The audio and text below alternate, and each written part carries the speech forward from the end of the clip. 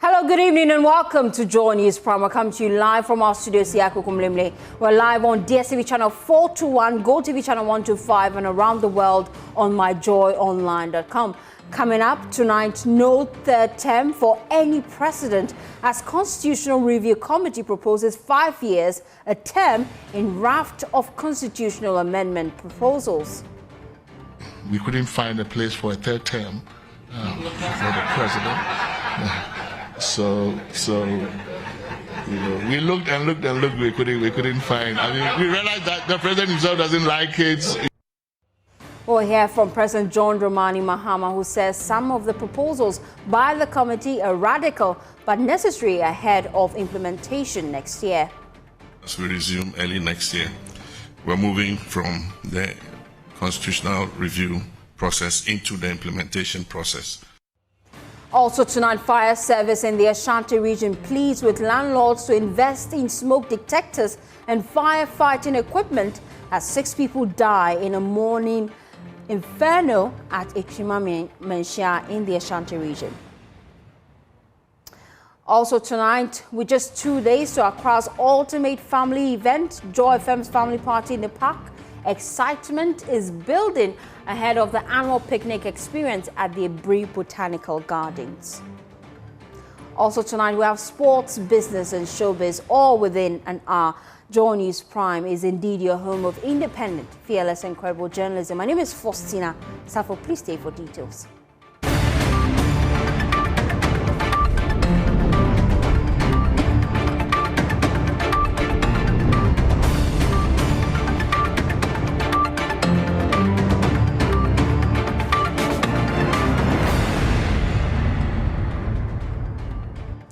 Tonight, there will be no third term for any Ghanaian president. That is the definitive stance of the Constitutional Review Committee, which has today presented its report to government. Professor Kwesi Prempeh-led committee is instead proposing that a term of office be extended from 4 to 5 years. Speaking during an event to present the committee's report to the president this afternoon, chairman of the committee, Professor Henry Kwesi Prempeh, said this recommendation is a result of calls from several stakeholders they met, including the former presidents themselves. Presidents, we couldn't find a place for a third term for the president. We looked and looked and looked. We couldn't find. I mean, we realized that the president himself doesn't like it. Nobody really seems to like it. There wasn't much of a demand for it at all. The only thing about that was the invitation for us to clarify ambiguity, and we didn't even want to go there. We didn't think that 66.2 raised any issues in terms of ambiguity, so we kept it the way it is.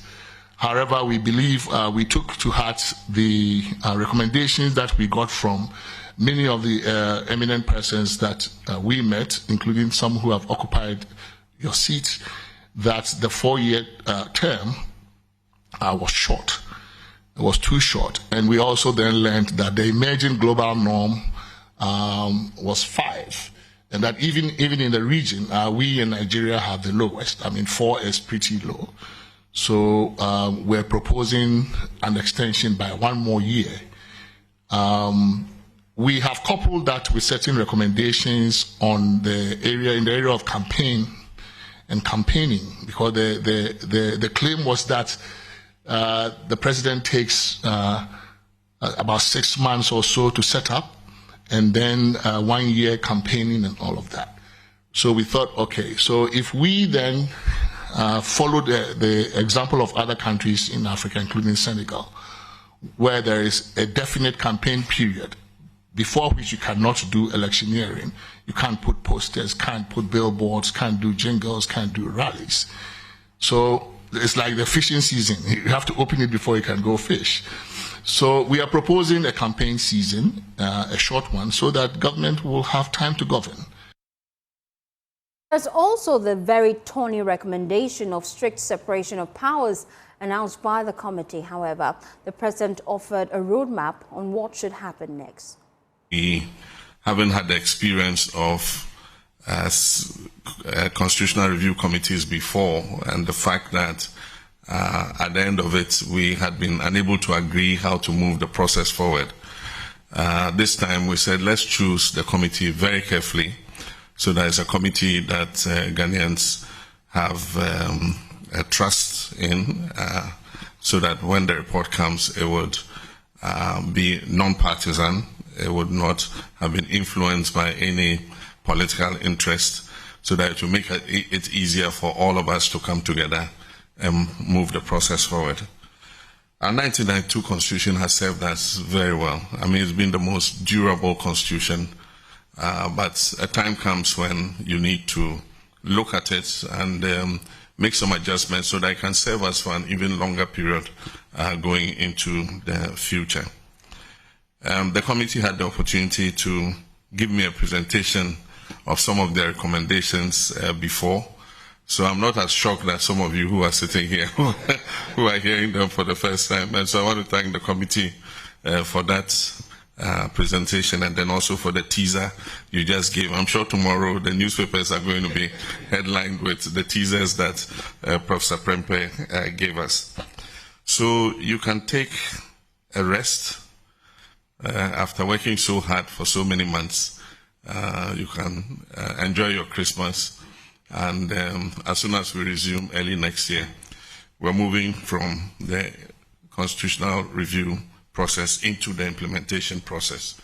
And so early next year, we would announce an implementation committee. And of course, we're going to call some of you to come and serve on that committee, because we need that institutional memory transferred into the implementation.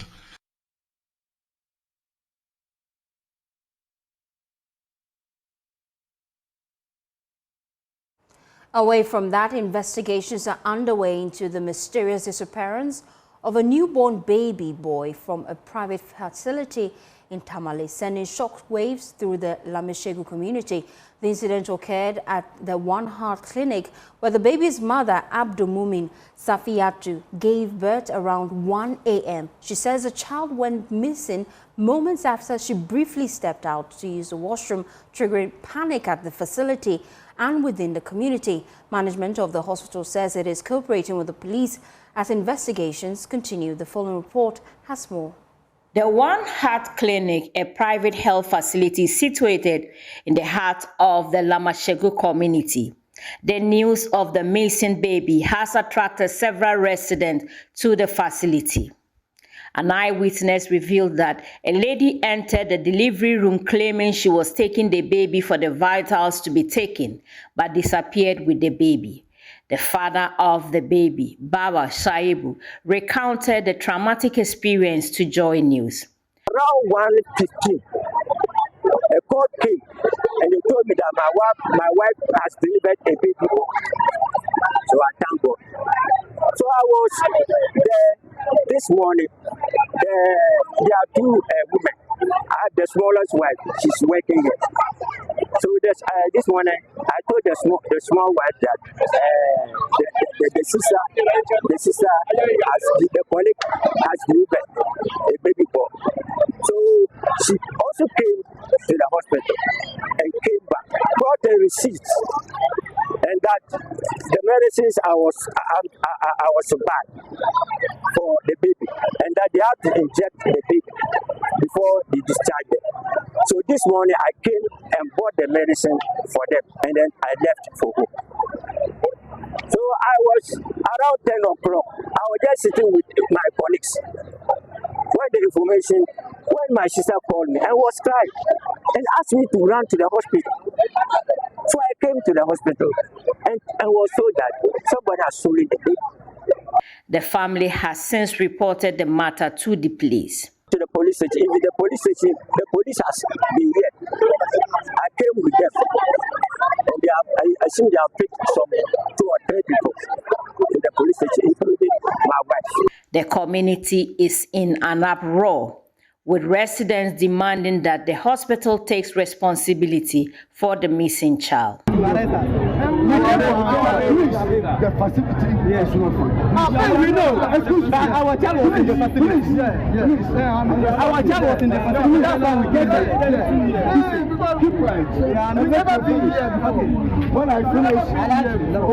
Meanwhile, the police are yet to release a statement on the issue, even though they have visited the facility to calm the residents down.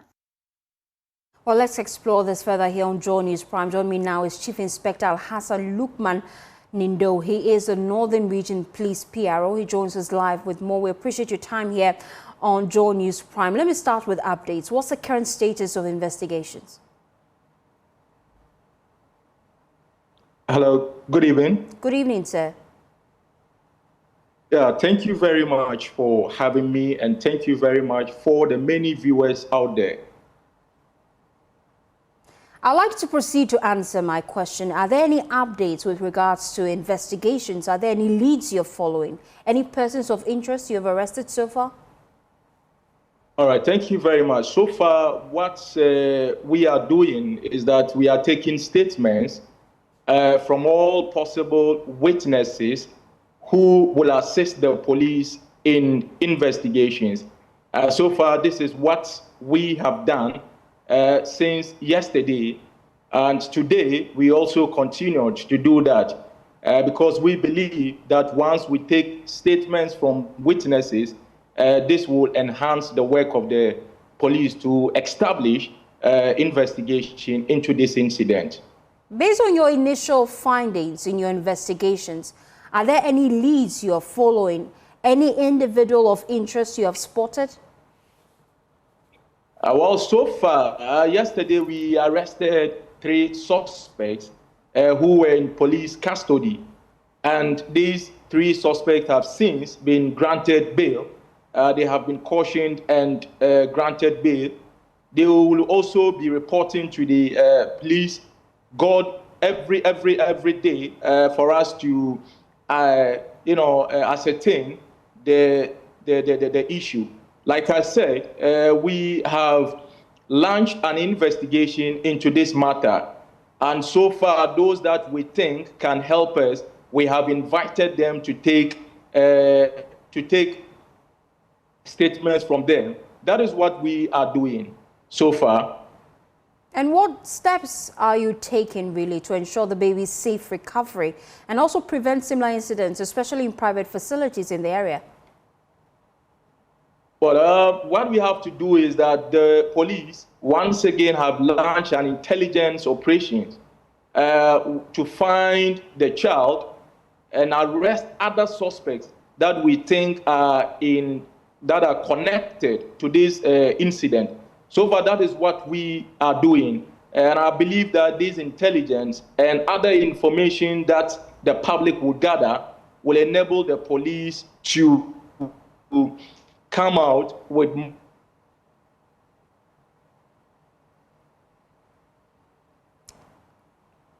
Chief Inspector Al-Hassan, we seem to have lost you briefly. If you can just position rightly and just make that point for me, I'll be grateful. All right, can you hear me? Is it better now? Loud and clear now. All right. What I'm saying is that there is an intelligence operations which is underway to find the baby. And we believe that we can be successful when members of the public appraise or furnish the police with the information so that we can act swiftly with the information that will be appraised to the police. That is what we are doing. And I also made the point that we have invited individuals who will assist us with information. We have taken their statements, and police will work on these statements of the witnesses to ensure that we are able to arrest all those involved in this incident. Thank you so much, Chief Inspector, for your time here on Joy News Prime. Let me bring in Bawa Shaibu, his father of the baby, joins us live with more. We appreciate your time. I know this is a hard time for you and your family, but just tell us what exactly happened.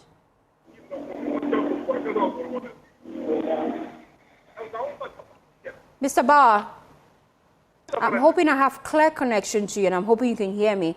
I just wanted you to describe what happened and how are you even coping, really, having discovered that the baby is missing.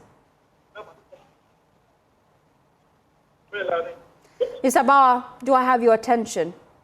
Unfortunately, we don't have the attention of Mr. Bauer, but I'm told I have connection to him. He can hear me loud and clear now. Mr. Bauer. Hello? Thank you so much for your time here on Joy News Prime. First of all, we apologize for the hard time you're going through. I'm wondering how you're even coping with this, but just give us a background. How did you realize that your child was missing?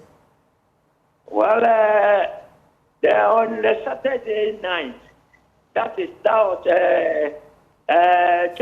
12 o'clock a.m., my wife came to my room and told me that she's feeling pain. So I should send her to the hospital. So I came out and took her to the hospital with my sister. When we got to the hospital, I let them, they alighted and went inside.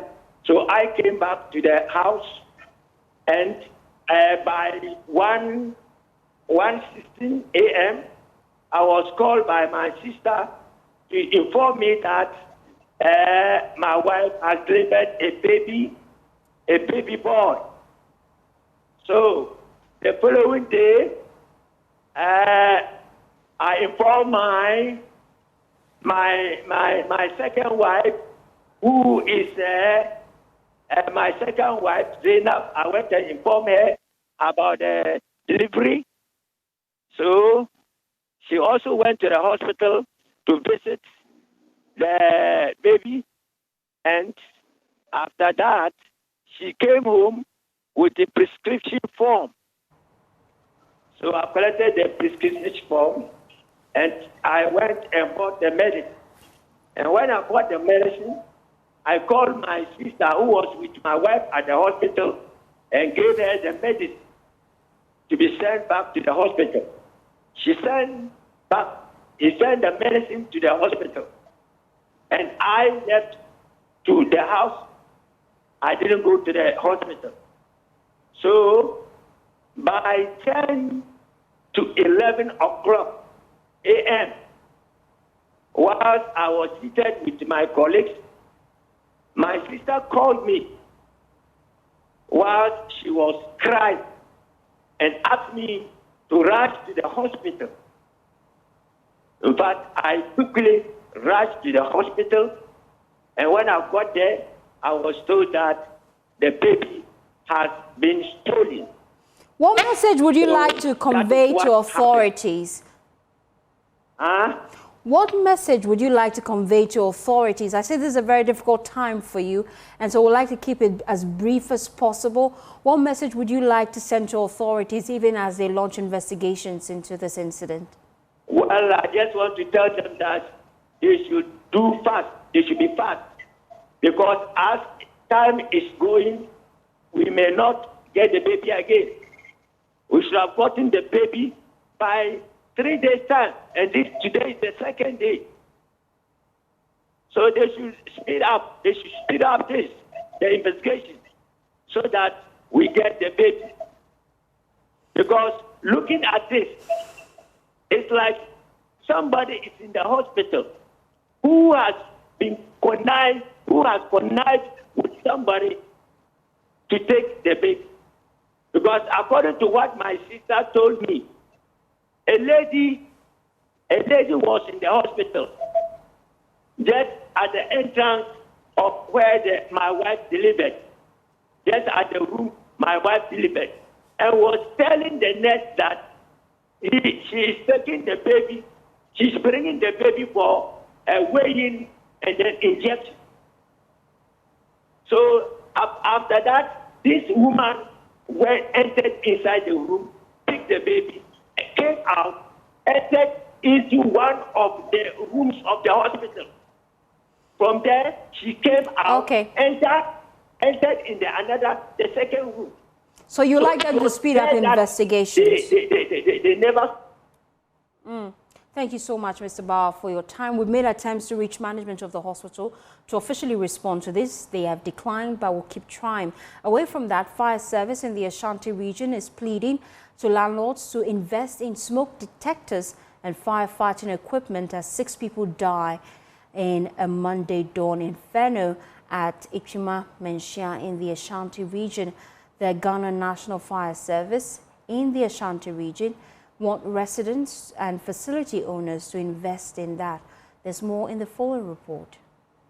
The cause of the fire, which started at about 12:30 a.m. on Monday, is yet to be known. According to eyewitnesses, the incident started after the restoration of power to parts of the region following a temporary outage on Sunday evening. Na me fi near dum light e no mo so na me se me fi ewura baba ko apie e din keke mo nsole ne fi ha ye den e hye te ne ye sa na se ye nyina obi e pie for ne life nti ye pie ye no ye nyina wo bisa we ya we nu bisa we ya we ne afa ne enhu ye sister wo no nti me kra na me start say me frɛ no. Fire officers dispatched to the scene were able to douse the flame after some hours of firefighting. The victims were said to be trapped in the apartment, resulting in their deaths. Regional Fire Commander ACFO Peter Tete says they have begun investigations into the incident and called for the use of smoke detectors and fire extinguishers in homes. Usually when you are sleeping and there is fire outbreak, the smoke, the toxic weakens you. That when it weakens you, you cannot just wake up. So more or less, you are dead before the fire will come, the smoke alone. So please, let individual buy these smoke detectors and install them. It will help. We should also buy this firefighting equipment, the fire extinguisher. Not only do we buy them, but we should also know how to use them. Fire officers are also urging the public to prioritize safety. In our dealings, in all our dealings, we presuppose that there was an appliance on which was not unplugged. You know, when power is being restored, it comes with some sort of force. Usually when it hits the appliances, it will definitely ignite. Therefore, we advise at this very moment, in general, not this season alone, anytime there is fire light out, please unplug whatever you are using. Unplug them. For Joy News, Nana Ojima, Kumasi. Away from that, Waylead Company Ghana Limited, a leading real estate developer, is calling for the establishment of housing financing schemes and mechanisms to make home ownership more accessible to Ghanaians. The following report has more. Limited access to financing continued to shut many Ghanaians out of the property market, deepening the country's housing deficit. A 2024 revised housing profile indicates that only 1% of Ghanaians can afford decent housing, raising concerns about the future of home ownership, particularly for salary workers. Against this backdrop, residential estate developer Waylead Limited calls for government intervention to make housing more accessible.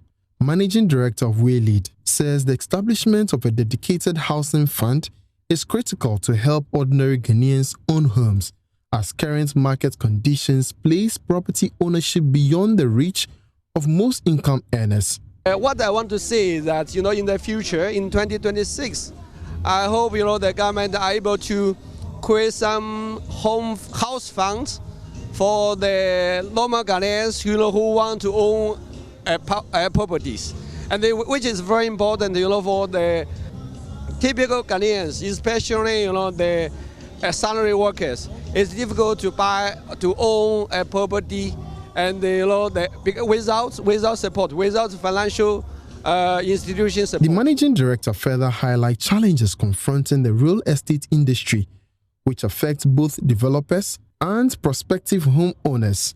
Estate industry in Ghana here is very, very challenging because in Ghana here, most of the financial institutions, the banks, they don't give any support. And for estates like this, even it's very difficult for us to get a loan from the bank. Meanwhile, a resident of the Waylead Estate, renowned high-life artist Ochiame Kwame says relocating there 4 years ago had greatly improved his family's sense of safety, describing the community as secured and family-friendly. I love my children and I will protect them at all costs. So when I moved in here, I realized that my level of anxiety with protecting my children has come down because a 24-hour security, the children can come out of my house, ride their bicycles, play with other children, and I'm not scared that someone will steal them or a car will come and knock them down. At every stage of your life, if you mean to live here, you'll be able to afford it. The call comes amid pressure on policymakers to prioritize housing, with stakeholders urging stronger collaboration between government and private developers to address Ghana's housing deficit. For Joy News, Jason Day.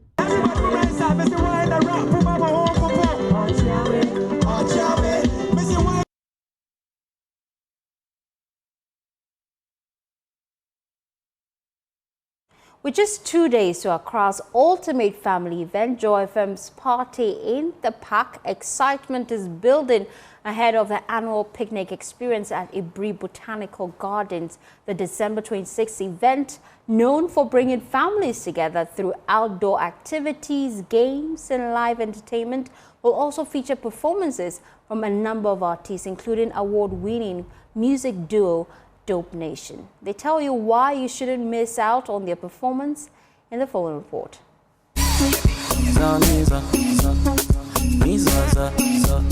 Yo, what's up, friends and family? What's good, Yes, Charlie? Sir, man. This right here is Dope Nation, and guess what? We are coming for the Joy FM Party in the Park. Yep, Charlie, Ibri Gardens. We are coming through from 9 a.m. sharp. So whenever, Charlie, make everybody pull up. Come with your families, come with your children, your loved ones, Charlie, your siblings, your friends. Make everybody pull up for Ibri Gardens. Yes, Dope Nation is coming through. It's going to be a party.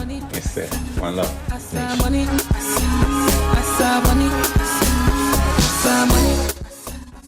Yes, so watching Joy News from back with business. Please stay with us.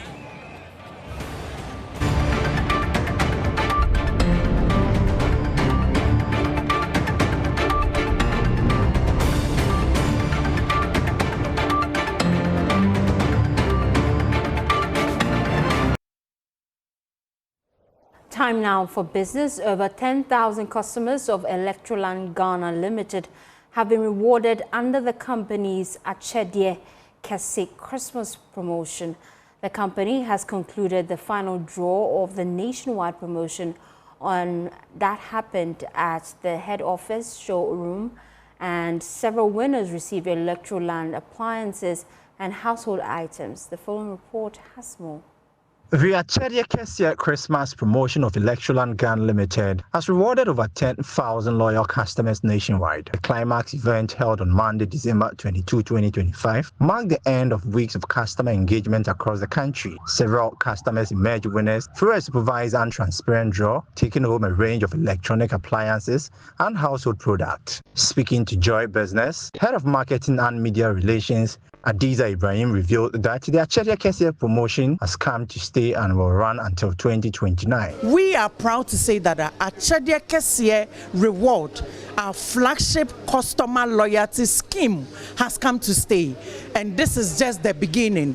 It started from Mankesim, where we went to reward 250 plus one NASCO Ultimate Rewarders, and we are here at head office in Accra. Of course, where it all started, the story of Electroland Ghana Limited started. And today, we have joyfully, evidently, transparently, and accountably rewarded the most person who entered into the reward several times. The rewards we have done is gone beyond 10,000 before this one. More than 10,000, yes, and this more than 10,000. She also acknowledged the Ghana Lottery Authority for its support and dedication to the successful execution of the promotion. And let me also say, National Lottery Authority by the Caritas platform has really done well. They engineered us, they are the back, and they make sure that all the numbers that are entered, if they win, there's transparency and there's accountability. So thank you very much. Meanwhile, the overall winner, Shirley Boateng, expressed her excitement and encouraged customers to actively participate in future promotions. Great, I feel blessed and it's overwhelming. Actually, I'm still not in my reality check yet. I'm trying to get there. So I'm grateful. Electroland, I'm super grateful to them. And I thank them so much for this opportunity. It was just a dream, but now it's a reality. And I'm super grateful for that. Electroland Ghana Limited has assured customers of more exciting promotions as it continues to strengthen brand loyalty and expand its market presence. Or you can have more news on myjoyonline.com, the business column. On business, you can also read the top story there, $365 million from IMF cash credited to the Bank of Ghana account. You can get details on myjoyonline.com. You're still watching Joy News Prime. We're back with sports. Please stay with us.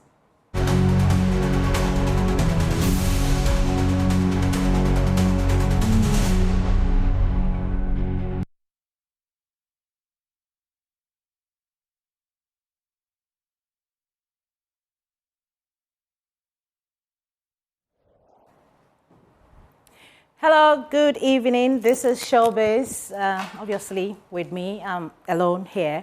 Let's talk about Stonebwoy this evening. I had an exclusive interview with dancehall artist Stonebwoy, and he's been talking about a new initiative that he's put together, the Livingston Education Fund. He spoke about the importance of education and why he decided that he wants to put up this new initiative. Stonebwoy. Career path? I'm careful to answer that, but one thing for sure is that music is never going to leave me. That I can tell you, but other things may add up. Other things may come out of the same music. So I'm very sure that I'm not leaving music to venture into any other career path solely, but I'm going to expand with the music as a basis or as a catalyst to every other thing that I know for sure. You know, that's for sure. Yeah. I know that you just launched an education fund. Yeah. On the back of that. Yeah. Why is it so important for you to do that? And when I listen to Dr. Louisa speak about the fund, it's so personal to you. Yeah. Can you explain that for us? Why is it so important that you set up a fund for education?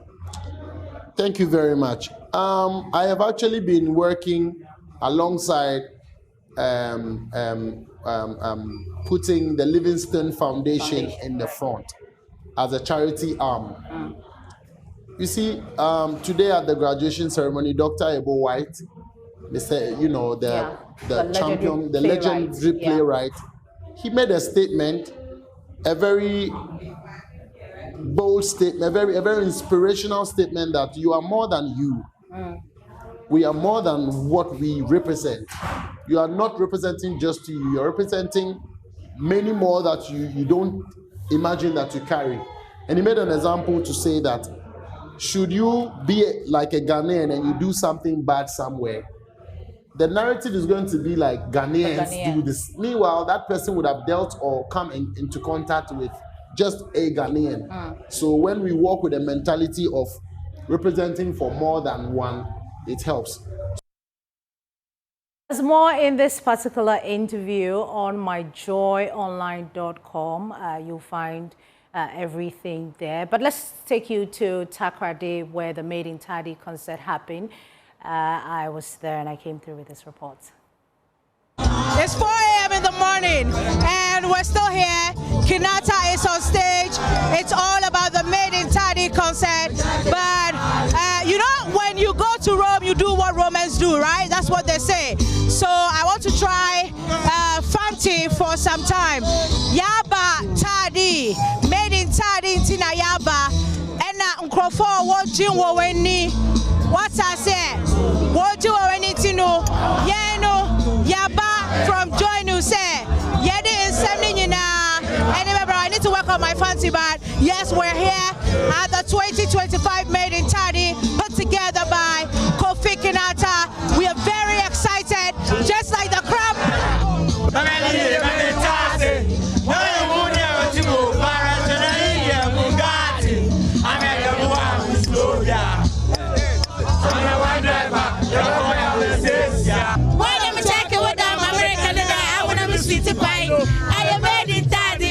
Oh, many breakfast, but I don't have it there. But is today your first time here?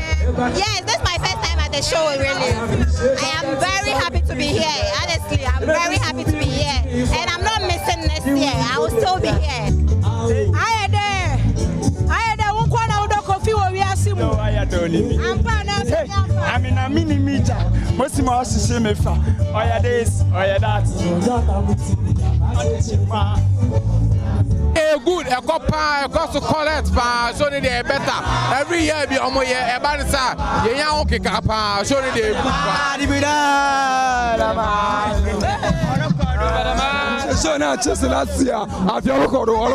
The Takrady Sports Club played host to this year's edition of the annual biggest musical concert held in the Western region. Dubbed the Maiden Taadi Concerts, this event, organized by Team Move, led by the versatile musical genius Kofi Kinata, has been described by many as the biggest event ushering music lovers into the December festivities, with thousands of people from across the world in attendance, including Member of Parliament Mr. Kwabena Ochre Dakomensa, who emphasized the need for the world to travel to the Western region and experience the best it has to offer. I believe that it's a very big program and a very big platform that usually ushers in the Christmas for the people of Western region and Takrady in particular.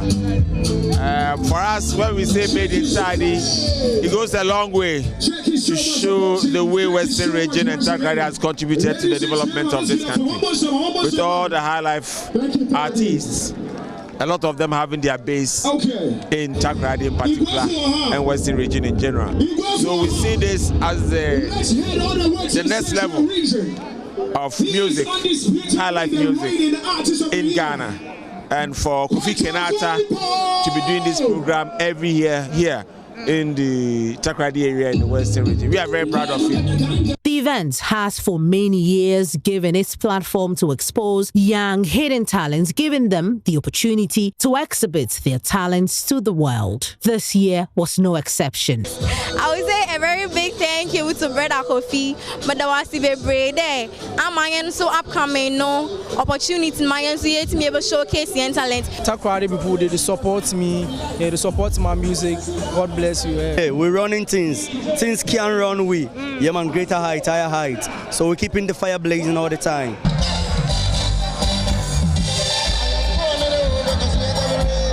Also on the bill this year were the silky-voiced Kwabena, the landlord Sarkodie, who was later joined by the host Kinata to perform their new hit song, Have Mercy Too.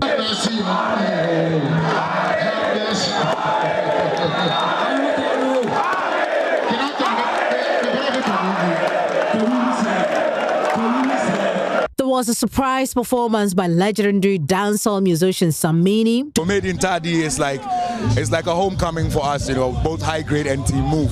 So if I'm in Ghana, I'm definitely here, you know. So we usually like to keep it, you know, calm so that it becomes a nice surprise for the fans. Dope Nation also took the stage. It's home. Home is where the energy is, you know, and everything about home is it's a homecoming, you know. That's why we are here. We are here to support Kofi Kinata and Charlie. The fans, it's their energy they give us and we give more. So yeah, that's it. Kwame Eugene. Been in Taadi multiple times, and the live here is always great. So I love the people of Takrady, and shout out to my brother Kofi Kinata. This is a beautiful initiative.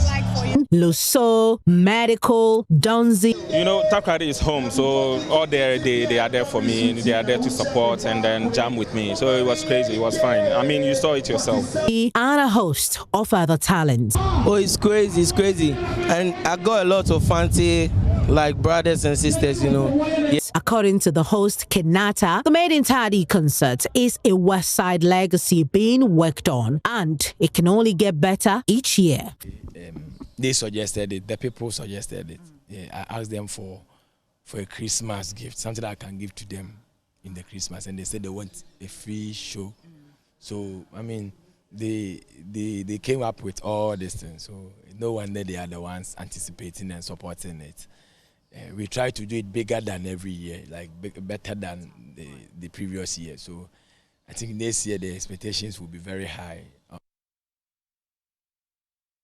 And that will be all for Showbiz here on Joy News Prime. My name is Becky. Over to you, Fosti. Thank you so much, Becky, for Prime Showbiz. That's how we wrap up the bulletin. For more news, please log on to myjoyonline.com. My name is Faustina Safo. Good evening.